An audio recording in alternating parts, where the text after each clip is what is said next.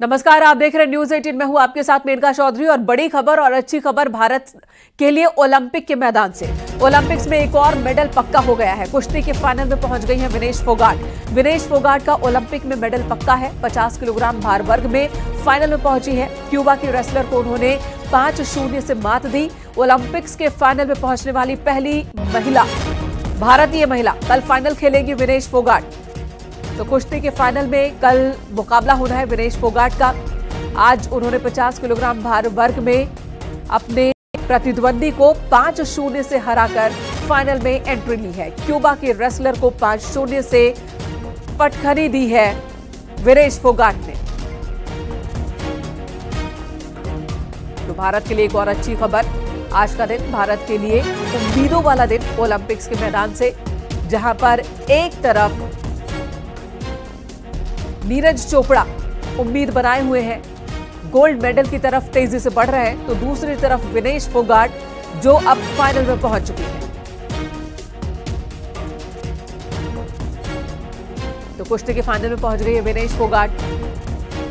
5-0 से उन्होंने क्यूबा के रेसलर को मात देकर 50 किलोग्राम भार वर्ग में फाइनल में अपनी जगह पक्की कर ली है। यानी कि भारत का एक मेडल कुश्ती में पक्का हो गया है।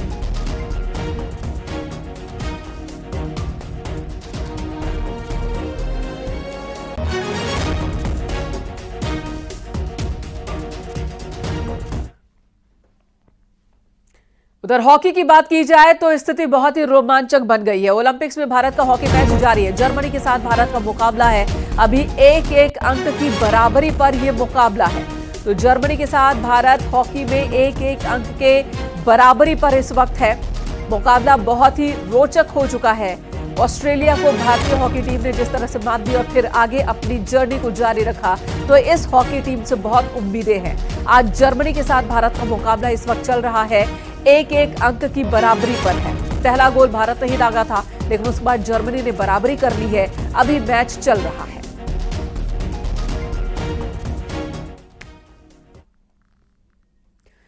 लखनऊ से बड़ी खबर। सिपाही भर्ती पेपर लीक में एक्शन जारी है। अब तक ईडी ने करीब 2 करोड़ की संपत्ति जब्त की। आरोपियों से कैश भी बरामद किया। आरोपियों की 2 कार भी कुर्क की गई है। मामले में जांच अभी जारी है।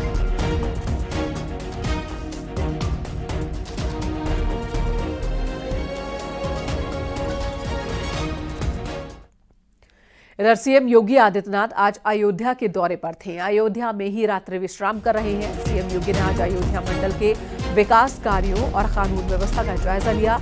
अयोध्या मंडल के सभी अफसरों के साथ उन्होंने मीटिंग की और मीटिंग के दौरान अयोध्या में एसटीएफ का ऑफिस और फॉरेंसिक साइंस लैब बनाने का आदेश दिया। अधिकारियों के साथ मीटिंग के बाद सीएम योगी ने बीजेपी पदाधिकारियों के साथ भी एक बैठक की। अयोध्या की मिल्कीपुर सीट पर उपचुनाव होना है। उपचुनाव को लेकर स्थानीय नेताओं के साथ ही सीएम ने तैयारियों पर चर्चा की।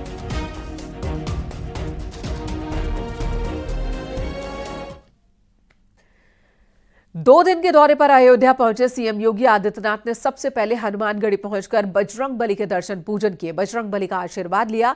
फिर रामलला के दरबार पहुंचे। रामलला की पूजा की। मंदिर में आरती उतारते नजर आए और फिर मंदिर में हो रहे विकास कार्यों का उन्होंने जायजा लिया है। निर्माण कार्य का जायजा लेने के बाद सीएम योगी अधिकारियों के साथ बैठक की उन्होंने।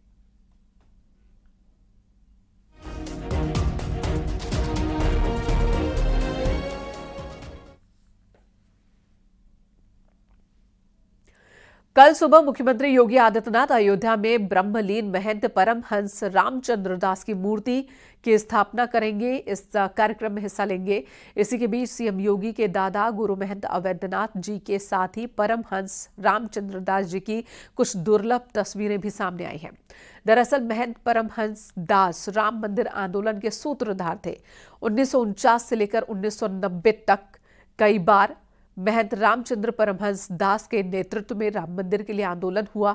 मुख्यमंत्री योगी आदित्यनाथ के दादा गुरु के साथ राम मंदिर आंदोलन को परिणाम तक पहुंचाने में मुख्य भूमिका निभाने वाले रामचंद्र परमहंस की स्मृति अयोध्या के कई इतिहास की किताबों में भी देखने को मिलती है। इन्हीं की प्रतिमा का कल सीएम योगी आदित्यनाथ अनावरण करने वाले हैं। आज सीएम योगी अयोध्या में ही रुके हुए हैं।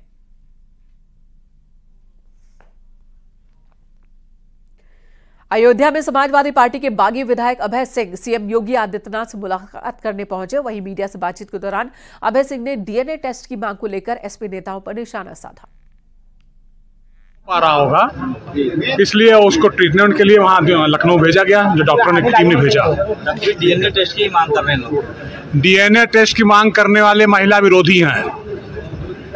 डीएनए टेस्ट की मांग करना बिल्कुल गलत है। ये देश महिलाओं का सम्मान करता है, महिलाओं का डीएनए टेस्ट नहीं कराता है। यहाँ माँ दुर्गा पूजी जाती है महिला के रूप में, माता लक्ष्मी पूजी जाती है, माँ सरस्वती पूजी जाती है। और जो लोग डीएनए टेस्ट कराते हैं उनको अपने अंतर में झांकना चाहिए। ये महिला विरोधी बात है, महिलाओं का अपमान करने वाली बात है, बहन और बेटियों का अपमान करने वाली बात है डीएनए टेस्ट कराना। मिलने आप आए थे, क्या समस्या लेकर के अपनी आए थे? माननीय मुख्यमंत्री जी से समीक्षा बैठक में मिला, समीक्षा हुई जिले की विकास कार्यों के लिए और सारे कार्यों के लिए। कुछ और बात रह गई, कागज देना रह गया, उस कागज देने के लिए मैं आया था। फतेहपुर से बड़ी खबर, जहां पर डीएम थप्पड़ कांड में आज अपडेट हुआ। अपडेट क्या हुआ आपको बता दें। पीड़ित को ही जेल भेजने की तैयारी कर रही है डीएम साहिबा। पहले तो थप्पड़ जड़ दिया, अब एफआईआर भी कर दिया। अतुल शुक्ला पर धारा 352 के तहत एफआईआर दर्ज की गई है। डीएमसी इंदुमती ने थप्पड़ मारा था और थप्पड़ मारने का ये वीडियो वायरल भी हुआ था और अब पीड़ित को ही जेल भेजने की तैयारी। आपको बताते हैं आखिर ये मामला क्या है। दरअसल फतेहपुर के जिलाधिकारी हैं C Indumati district urban development agency के ऑफिस में निरीक्षण के लिए पहुंची थी। डीएम ऑफिस की गलियारे में खड़ी थी, तभी अधिकारियों से जब वो सवाल जवाब कर रही थी, एक शख्स वहां से गुजरा। शख्स से डीएम को हल्का सा धक्का लगा, जिसके बाद डीएम इंदुमती गुस्से में आ गई। उन्होंने देखिए किस तरह से उस शख्स को पहले तो थप्पड़ मारा और फिर उसे बदमाश तक कह दिया। वो शख्स थोड़ी देर तक समझ भी नहीं पाया कि उसके साथ हुआ क्या। डीएम ने बहुत ही बेरुखी के साथ और दुर्व्यवहार के साथ उससे पूछा कि यहाँ कर क्या रहे हो, जिसके बाद इस शख्स ने सफाई भी दी कि वो यहाँ किसी काम से आया था और इस रास्ते वो फोन पर बात करते हुए आ गया। लेकिन डीएम साहिबा रुकी नहीं, उसे भला बुरा कहती रही, अधिकारियों के सामने फटकारती रही और हिरासत में लेकर पुलिस के हवाले भी कर दिया और अब एफआईआर भी दर्ज करवा दिया है।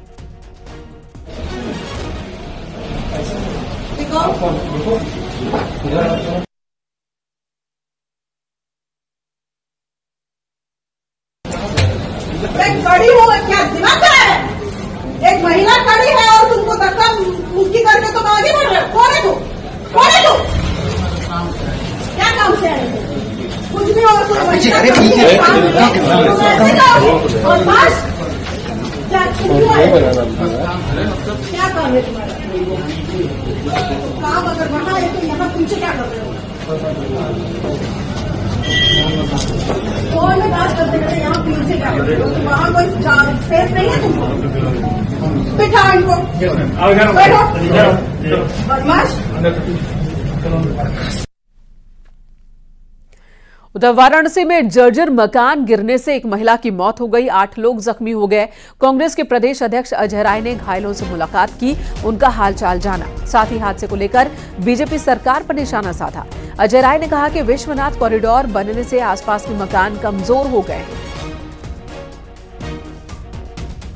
कहना चाहूंगा ये जो मकान काशी विश्वनाथ कॉरिडोर के बगल के जो गिर रहे हैं, जिसमें दरारें आ गई, जो फट गए हैं, वो पूरी तरीके से विश्वनाथ कॉरिडोर के मकान बनाने में जिस तरीके के मशीनों का इस्तेमाल किया है सरकार ने, प्रशासन ने वाइब्रेटर का इस्तेमाल किया, पूरे मकान अब नीचे से दरक गए हैं, दरारें पड़ गई हैं। उसी का नतीजा थोड़ा बरसात हुआ और सारे अगल बगल के मकान गिर गए। आज पूरा परिवार चोटिल है, घायल है और एक इनके रिश्तेदार महिला बेचारी वो दिवंगत हो गई। यूपी में शुरू की गई ऑनलाइन रजिस्ट्री सेवा को लेकर मंत्री रविंद्र जायसवाल ने कहा कि देश में ऑनलाइन रजिस्ट्री करने वाला यूपी दूसरा राज्य बना है। वहीं मंत्री ने कहा कि अब पारिवारिक विभाजन और व्यवस्थापन को लेकर बड़ी सहूलियत मिलने जा रही है। रजिस्ट्री विभाग में गए बिना भी हमारी रजिस्ट्री हो जाएगी, ऑनलाइन रजिस्ट्री कर दिया गया है। फर्स्ट फेज में जो सरकारी विभाग की रजिस्ट्री होती है, एलडीए का है, वीडीए का है, केडीए का है, पीडीए का है, अथॉरिटी का है, आवास विकास है। अब इनको रजिस्ट्री कराने के लिए रजिस्ट्री में नहीं जाना पड़ेगा, वो सीधे अपने ऑफिस से ही रजिस्ट्री ऑनलाइन कर देंगे। ये ऑनलाइन करने वाला दूसरा स्टेट होगा पूरे भारत में। हम सुगमता, सरलता और जनता को सुविधा के लिए ये ऑनलाइन रजिस्ट्री अब शुरू कर दिया गया है। सर, आज मुख्यमंत्री योगी आदित्यनाथ ने बैठक की थी और उसमें जो पारिवारिक संपत्ति के बंटवारे को लेकर भी एक नई शुरुआत किए जाने की बात कही है। देश के प्रधानमंत्री माननीय मोदी जी लगातार ये जोर दे रहे हैं कि अमृत काल में हर विभाग को कुछ नवाचार करना चाहिए, जनता के हित में करना चाहिए, जनता को सुविधा में करना चाहिए। उसी को संबद्ध करते हुए माननीय योगी जी भी लगातार उत्तर प्रदेश में नए नए नवाचार करने के प्रयास कर रहे हैं। उसी कड़ी में अब यहाँ पर भी जो परिवार के संपत्ति बांटे नहीं गए हैं, बंटवारा नहीं हुआ, सेटलमेंट नहीं हुआ है, उसके लिए हमारे पास ऑप्शन होता है। 1 को जाना पड़ता है तहसील में कुटुंब को रक्षा बनाते हैं, पूरे खानदान जिनका अंश है सबका बयान होता है, कभी लेखपाल नहीं, कभी कानगो नहीं, कभी एसडीएम नहीं, टाइम लगता है। दूसरा है कि हम जाते हैं सिविल कोर्ट में, वहाँ मुकदमा की भरमार है, वहाँ मुकदमा करते हैं कि मेरा यह हिस्सा है, मेरा अंश है, मेरा बांटा जाए, फिर टाइम लगता है। अब क्या होगा कि ऑप्शन सी हो जाएगा कि मात्र 5,000 रुपये में आप नियम 45-58 के तहत आ जाते हैं रजिस्ट्री विभाग में, पूरे परिवार को इकट्ठा होते हैं। वह 3rd जनरेशन हो, 4th जनरेशन हो, 5th जनरेशन हो, सारी प्रॉपर्टी को एक साथ वो मात्र 5,000 रुपये में अभी रखने की बात हो रही है।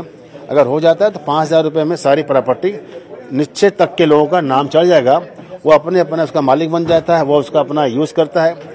ऐसा माननीय योगी जी का निर्देश है कि हम लोग विचार कर जल्दी इसको भेजें कैबिनेट में।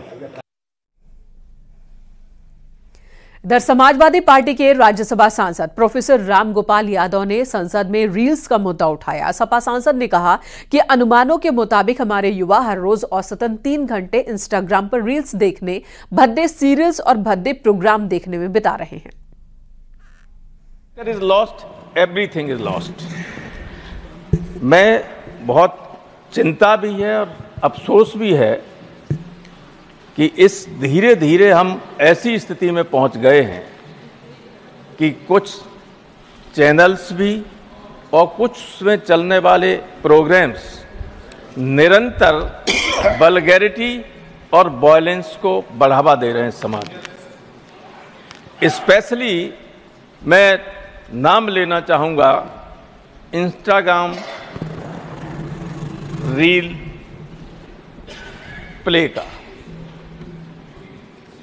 देश के बड़े पैमाने पर युवा और नई पीढ़ी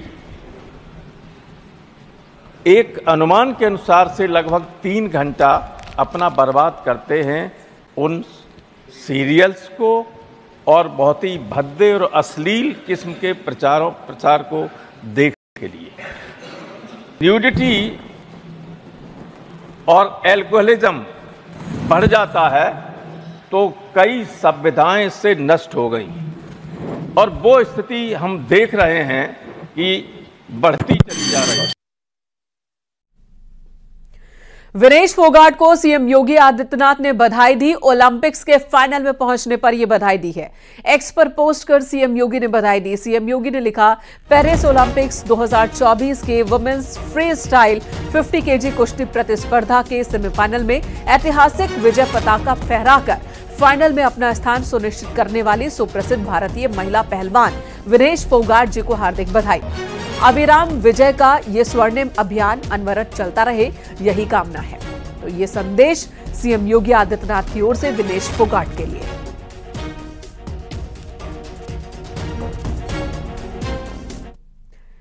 इधर कानपुर देहात जिला कोर्ट में एक बड़ा फैसला सुनाया गया। दरअसल सपा नेता सुरेश यादव और सीमा यादव को एक लड़के के अपहरण मामले में 10 साल की जेल हुई है।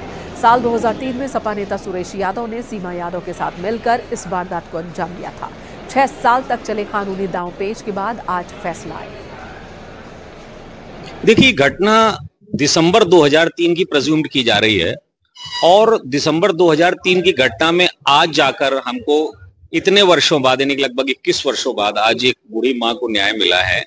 बहुत कठिन मुकदमा था। 15 वर्ष बाद एफआईआर हुई थी। कोई डायरेक्ट एविडेंस, कोई सर्कमस्टेंशियल एविडेंस क्लियर नहीं थे और एविडेंस एक्ट में जो सेक्शंस 106 है, प्रिजम्पशन है, इसी के आधार पर और कंडक्ट ऑफ एक्यूज्ड है, इसी के आधार पर हम इस मुकाम तक पहुंचने में सफल रहे। हमको बहुत अच्छा लगा। बहुत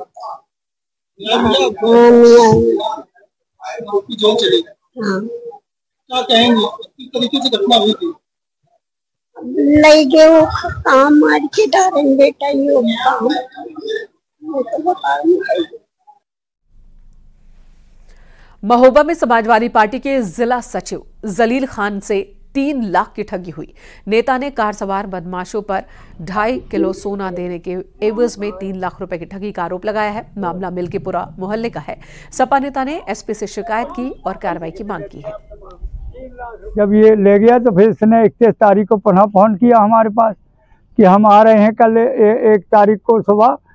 तो ये 6 कैंपर और लेना है। तो 1 तारीख को ये हमारे पास जो है इसका फोन आया कि हम सरकारी अस्पताल में महिला गेट नंबर 2 के सामने आ गए हैं, आप आ जाओ भैया। तो हम वहाँ पहुँच गए।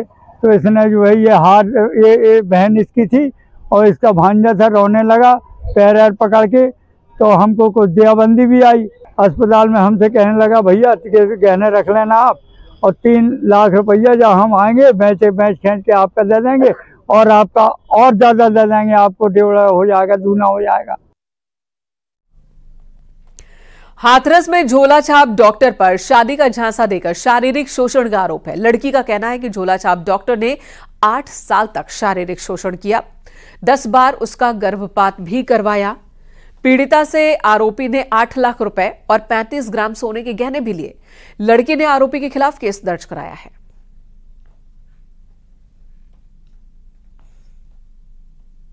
मैं गढ़ोला रोड पर रहती हूँ अपनी वो क्या कहते हैं बहन के साथ। वहाँ डॉक्टर संतोष भी रहता है, वहाँ प्रैक्टिस करता है। और वो क्या कहते हैं मेरे साथ वो क्या कहते हैं उसने नाजायज संबंध बना लिए 8 साल से। 8 साल से मुझे रख रहा है, मुझे टॉर्चर करता है। जब भी मैं उससे वो क्या कहते हैं मेरी घर के मंदिर में मुझसे शादी भी कर रखी, मांग भी भर रखी थी उसने। और वो क्या कहते हैं जब भी मैं उससे शादी के बारे में समाज में शादी के बारे में कहती हूँ तभी मुझे टॉर्चर करता है, मुझे मारने की धमकी देता है और खुद भी मरने की धमकी देता है, वरना तेरी बहन को भी मार दूंगा मैं। प्रयागराज में पुलिस को बड़ी सफलता मिली। 762 किलो गांजे के साथ एक तस्कर को गिरफ्तार किया। बरामद गांजे की कीमत 2 करोड़ रुपए बताई जा रही है। लुसनपुर के पास पुलिया से गिरफ्तारी हुई। तस्कर के पास एक ट्रक भी मिला है। गिरफ्तार तस्कर पंजाब का रहने वाला है। ओडिशा से गांजा लाकर यूपी और बिहार के कई जिलों में सप्लाई करता था।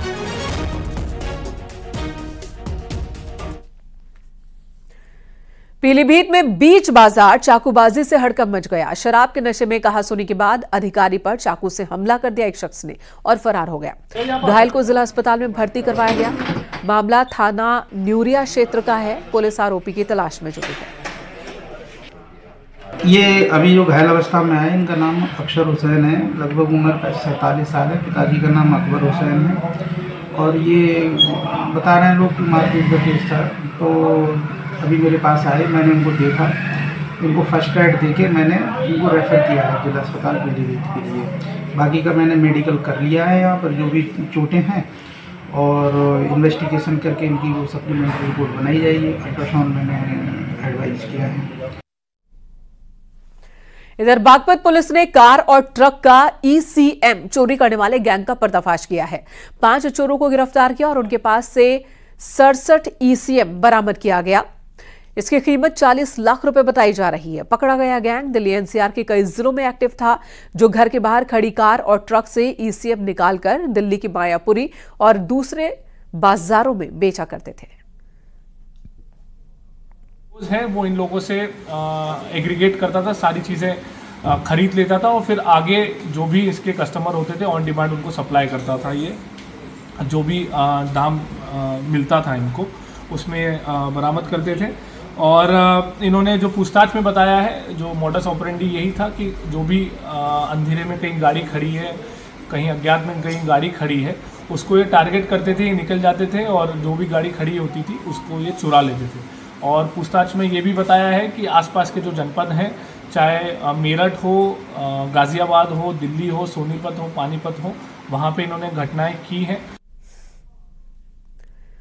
सहारनपुर पुलिस ने लूट का खुलासा किया। पुलिस ने फाइनेंस कंपनी के फील्ड ऑफिसर को गिरफ्तार किया। कंपनी के इस कर्मचारी ने लूट की झूठी जानकारी दी थी पुलिस को। कंपनी में काम करने वाले पुराने कर्मचारी के साथ लूट की प्लानिंग की थी। डायल 112 पर कॉल कर 1,55,000 रुपए लूटने की खबर दी थी। फील्ड ऑफिसर विकास सैनी को मुखबिर की सूचना पर गिरफ्तार किया गया। उसके पास से 1,45,000 रुपए बरामद किए गए। वहीं दूसरे साथी की तलाश जारी है। उनका मोबाइल फोन उनके पास था। कोई भी इस तरह की वहाँ पे आसपास की परिस्थिति ऐसी नहीं लग रही थी कि उनके साथ कोई जोर जबरदस्ती वहाँ पे हुई हो। तो इसी को देखते हुए उनसे पूछताछ की गई और पूछताछ करने के बाद जब ये पूरी बात, ये षड्यंत्र खुला, जिसमें पता चला कि ये और इन्हीं की कंपनी में काम करने वाला एक पूर्व एम्प्लॉय जो था अनित कुमार, ये दोनों सेम एरिया में कलेक्शन किया करते थे। इनके द्वारा ये पूरा कॉन्स्पिरेसी बनाई गई थी, जिसमें इनके द्वारा डिसाइड किया गया था कि जो 1,55,000 उस दिन का कलेक्शन है। सहारनपुर में रोजगार के नाम पर महिलाओं से ठगी का मामला सामने आया। दिल्ली रोड पर 4 महीने पहले एक कंपनी खोली गई थी। महिलाओं ने बताया कि महिलाओं को 2400 रुपए लेकर कंपनी से जोड़ा जाता था। उन्हें 1 किलो ऊन दिया जाता था, जिससे फूल बनवाए जाते थे और इसके बाद बाकी महिलाओं को जोड़ने के लिए कहा जाता था, जिसके बाद 400 रुपए कमीशन भी मिलता था। 4 महीने में ही करीब 5000 महिलाएं इस कंपनी से जुड़ गई थी। आरोप है कि सोमवार की देर रात कंपनी अचानक गायब हो गई। सभी कर्मचारी गायब हो गए। पीड़ित महिलाओं ने अब जाम लगाया और प्रदर्शन किया।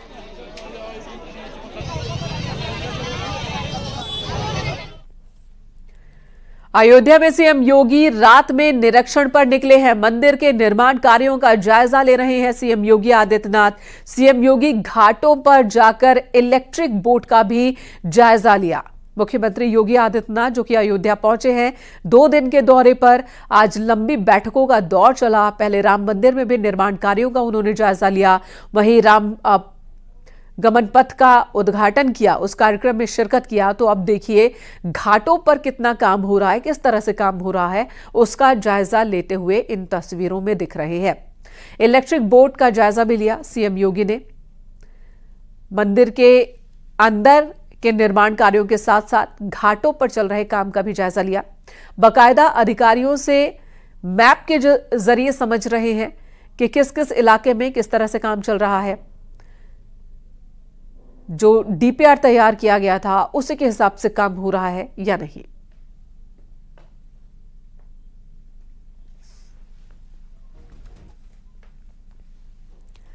यहां रुकेंगे एक ब्रेक के लिए। खबरें ब्रेक के बाद भी जारी है।